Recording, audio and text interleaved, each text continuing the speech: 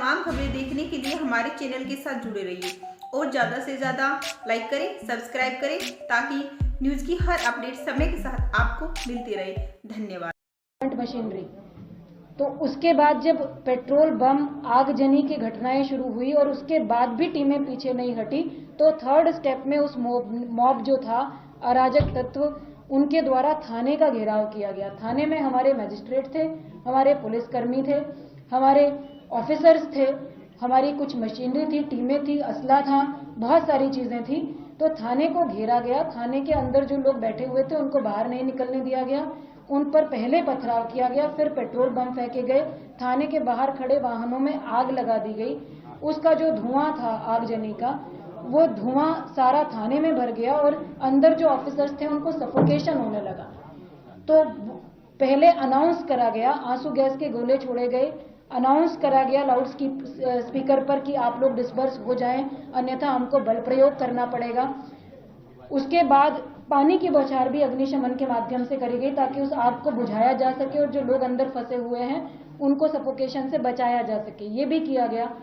उसके बाद भी जब वो मॉब डिस्पर्स नहीं हुआ तो कुछ जगह से ये सूचना आई कि जो रिवॉल्वर होते हैं या वैध या अवैध है वो सब जांच का विषय है। जो भी असलहे हैं, जो भी आर्म्स हैं, उनके माध्यम से कुछ फायरिंग स्टार्ट करी गई थाने पर डायरेक्टली, थाने में अंदर जो टीमें थी उन पर डायरेक्टली।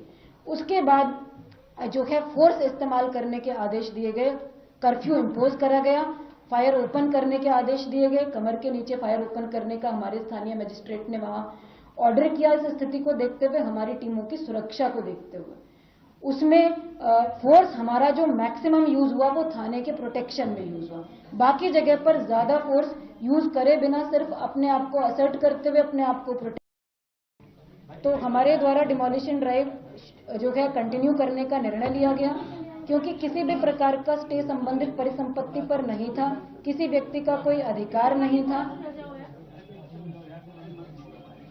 सामान्य रूप से एक विधिक प्रक्रिया अतिक्रमण हटाए जाने की अलग अलग क्षेत्रों में चल रही है, तो इस क्षेत्र में भी करी गई। इसको हमारी टीमें मूव हुई, हमारे रिसोर्सेज मूव हुए, किसी को कोई नुकसान नहीं पहुंचाया गया, किसी को प्रोवोक नहीं किया गया, किसी को जो है उकसाने की कोशिश नहीं करी गई, किसी भी प्रकार की कोई ऐसी एक्टिविटी करने की कोशिश नहीं करी गई जिससे कि जन संपत्ति की हानि हमारी टीमों के माध्यम से या प्रशासन या पुलिस के माध्यम से हो। पीसफुली डिमोलिशन ड्राइव शुरू हुआ।